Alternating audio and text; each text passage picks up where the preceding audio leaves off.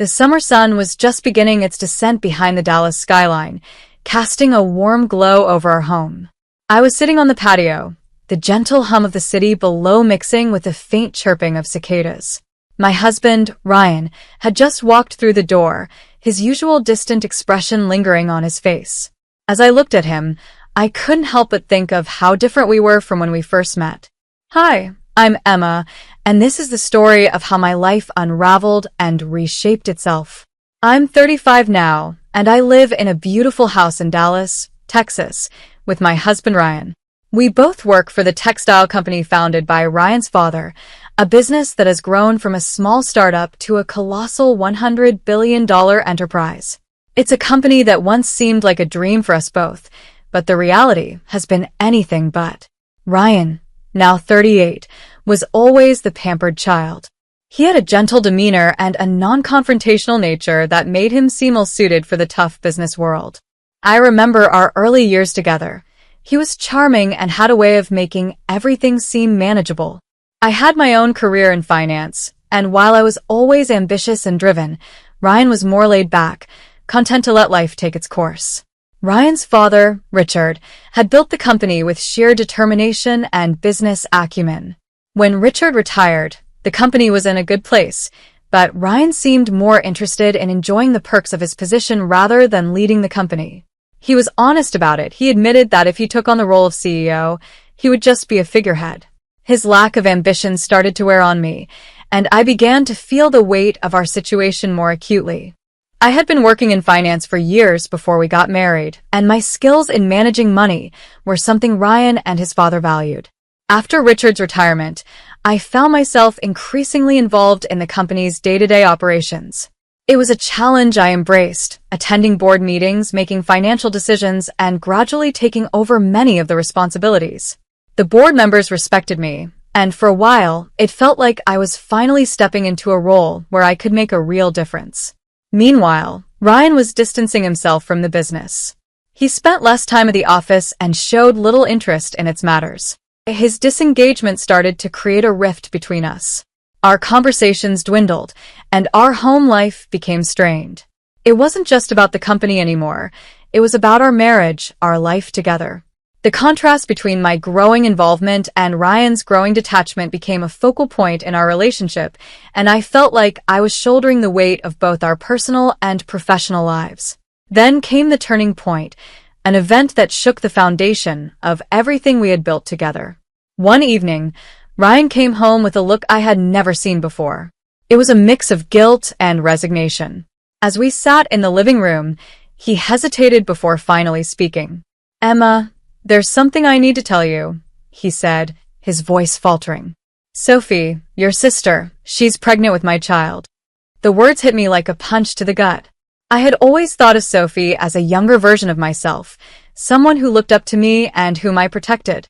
The betrayal was not just about the affair, it was about the shattered trust and the betrayal of family ties.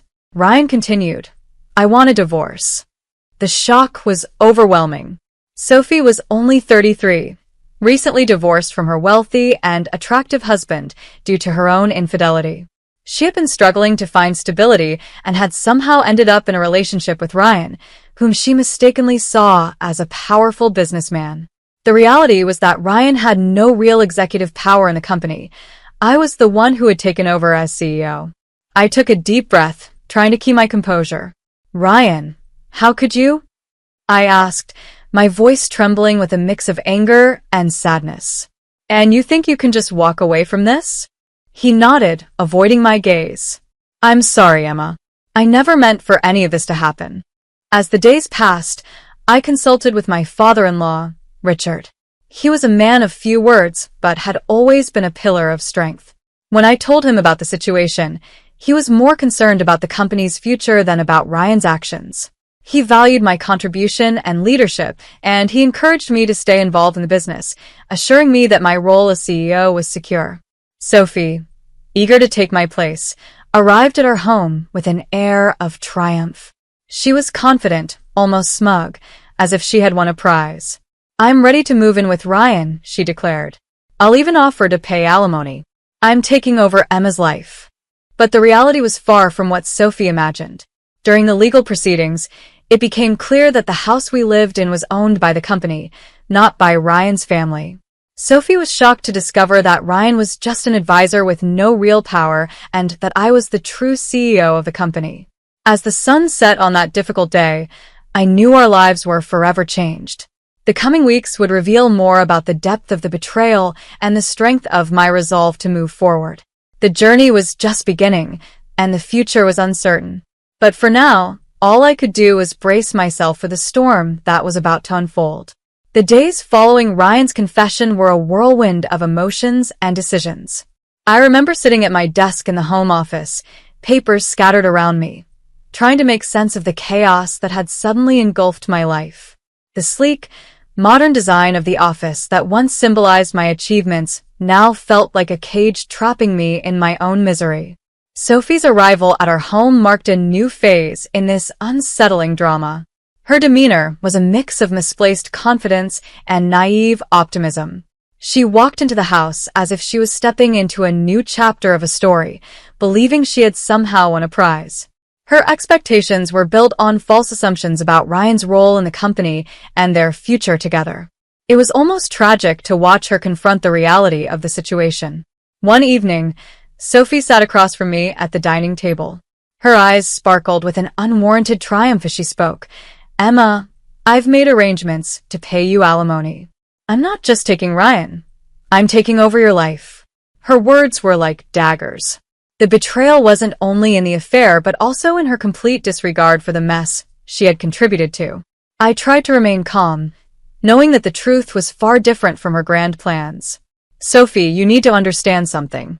The house you're talking about is not just Ryan's. It belongs to the company.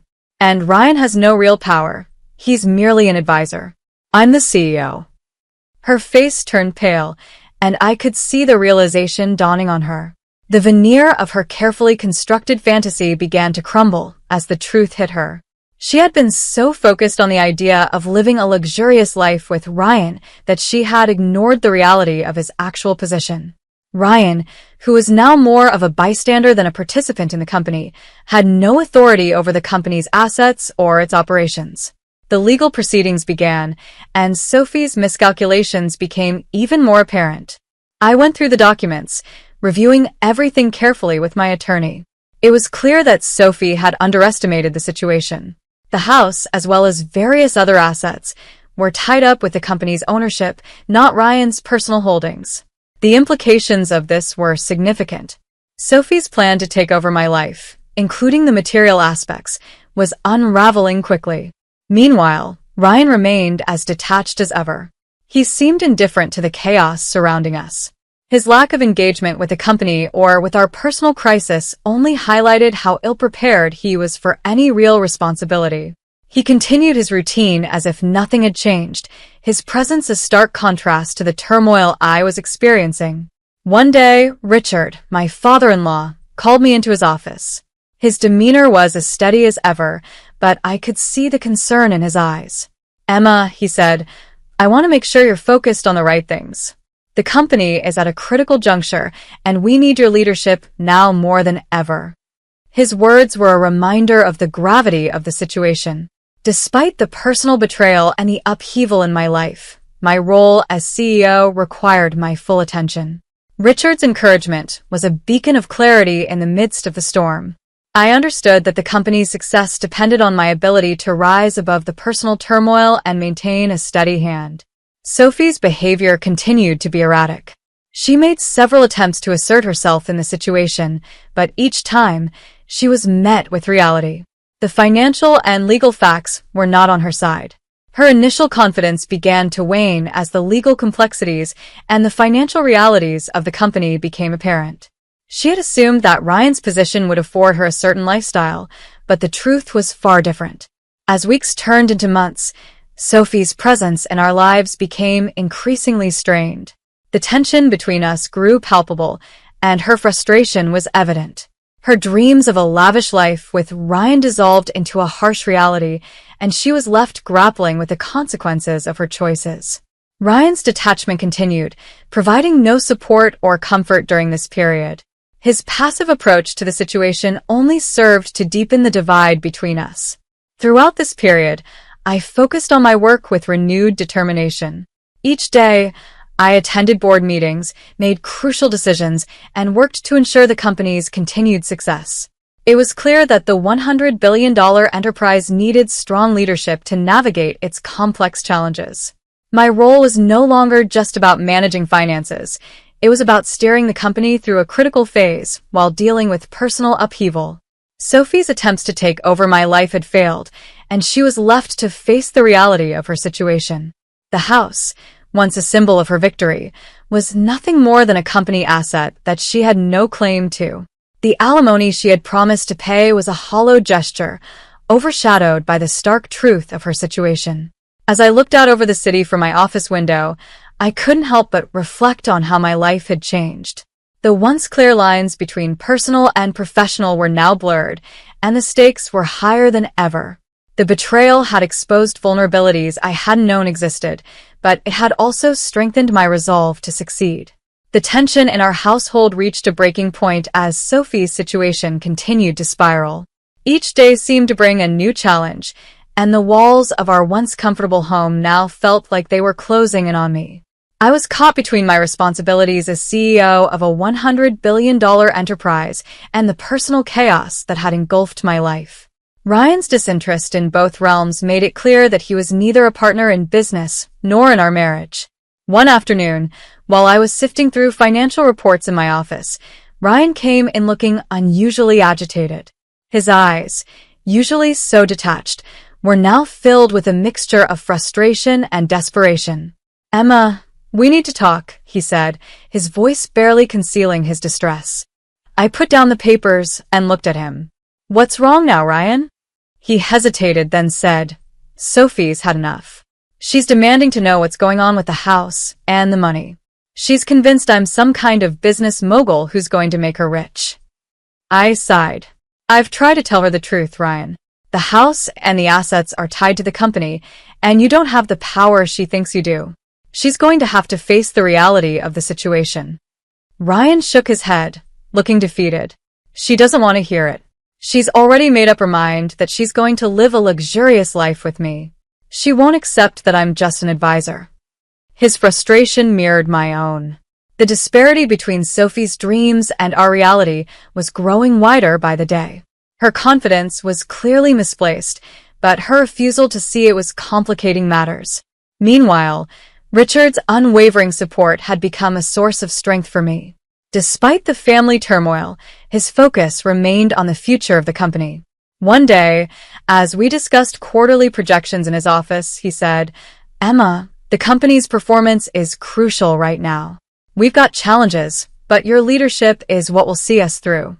His words were a reminder of why I had to keep my head in the game. The $100 billion enterprise was not just a business. It was a testament to the legacy that Richard's late husband had built. If I allowed personal issues to overshadow my professional responsibilities, it would have repercussions beyond just my own career. Sophie's behavior became increasingly erratic. Her attempts to settle into the life she had envisioned were met with reality checks at every turn. The legal proceedings were ongoing, and she found herself entangled in financial disputes and legal battles she hadn't anticipated. The reality of having to pay alimony, coupled with her lack of understanding of the company's structure, left her feeling cornered and overwhelmed. One evening, Sophie came to my office, her face a mask of frustration. "Emma, I need to understand why I'm being pushed out like this. I thought I was going to have a future with Ryan." I looked at her, feeling a mixture of pity and resolve. "Sophie, this isn't about me pushing you out.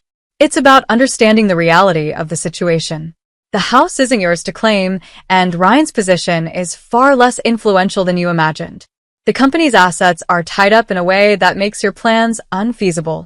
Her eyes were red with frustration. "But Ryan is a figurehead," I interrupted. "He has no real power here.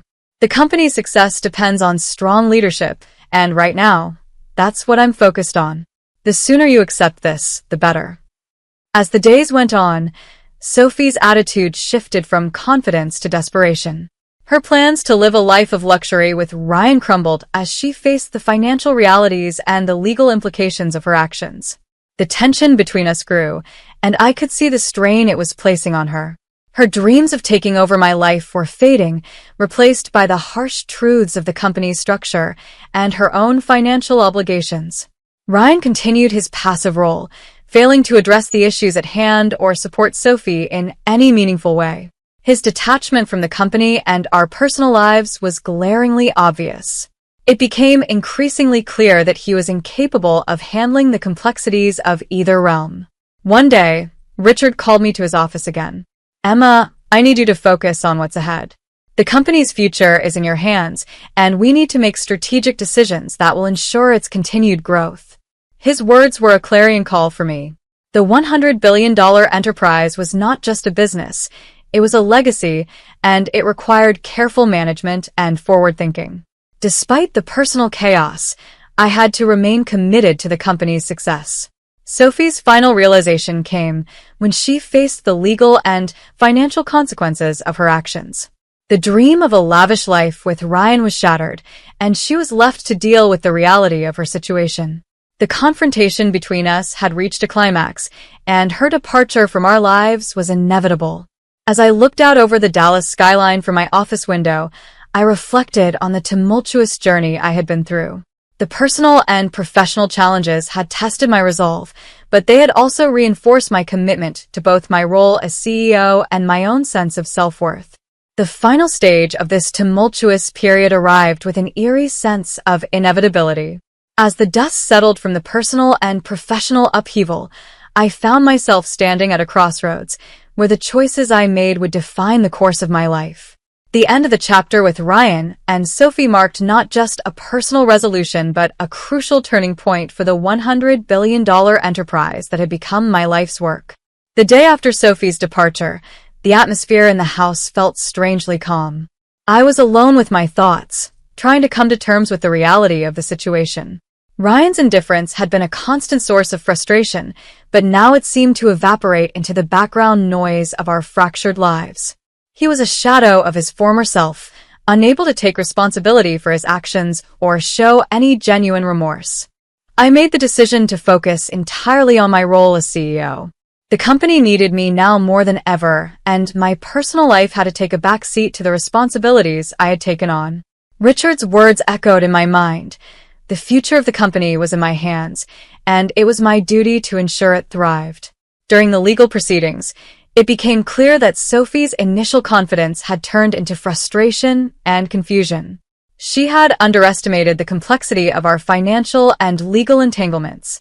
Her dreams of living a life of luxury with Ryan had been shattered by the harsh truths of the company's structure and her own financial obligations. The realization hit her hard. She was responsible for paying alimony to me, not the other way around. One evening, as I reviewed quarterly reports in my office, Richard came in with a somber expression. "Emma, I've been following the developments closely. I want you to know that your leadership has not gone unnoticed. The company's stability and growth are a testament to your hard work." I appreciated his support, but I knew there was still much to be done. The company's success depended on continuous improvement and strategic decisions. The $100 billion enterprise was not just a symbol of wealth, but a living, breathing entity that required careful management. I needed to stay focused and proactive, ensuring that we navigated the challenges ahead. Meanwhile, Ryan continued to drift aimlessly, detached from both the company and the life we once shared. His inability to face the consequences of his actions only highlighted his failure to take responsibility.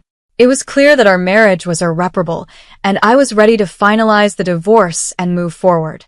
The final court hearings were straightforward. The legal system dealt with the matter efficiently, and the terms of the divorce were settled. I retained my position as CEO and received the alimony payments from Sophie, who had little choice but to accept the financial reality of her situation. As the dust settled, I made a conscious decision to leave the personal chaos behind and focus entirely on my career. The company needed stability, and I was determined to provide it. I poured my energy into strategic planning, ensuring that we capitalized on emerging opportunities and addressed potential challenges head-on. One afternoon, as I walked through the company's headquarters, I reflected on the journey that had brought me here. The challenges I had faced, both personal and professional, had tested my strength and resilience. The betrayal and indecision had been difficult to navigate, but they had also highlighted the importance of self-reliance and personal growth. The company was thriving, and I took pride in knowing that my leadership had contributed to its success. The $100 billion enterprise was not just a financial achievement. It was a reflection of the dedication and hard work that had gone into building it. I had learned to balance personal sacrifice with professional ambition, and I had emerged stronger for it. The story of my life over the past months had been one of upheaval and transformation. I had faced betrayal from those closest to me, but I had also found clarity and purpose in my role as CEO. My journey was a testament to the importance of taking responsibility and navigating complex family dynamics with strength and resolve. As I looked out over the city of Dallas, I felt a sense of fulfillment and accomplishment. The road had been challenging, but it had also been a powerful reminder of the importance of personal growth and self-reliance. The future was bright, and I was ready to continue leading the company with the same determination and commitment that had carried me through this tumultuous period. The final chapter of the story was not just an end but a new beginning. I had faced the consequences of indecision and betrayal, and I had emerged with a renewed sense of purpose. The journey had been long and difficult, but it had ultimately led me to a place of strength and clarity. As I moved forward, I was ready to embrace the challenges and opportunities that lay ahead, confident in my ability to navigate them with resilience and grace.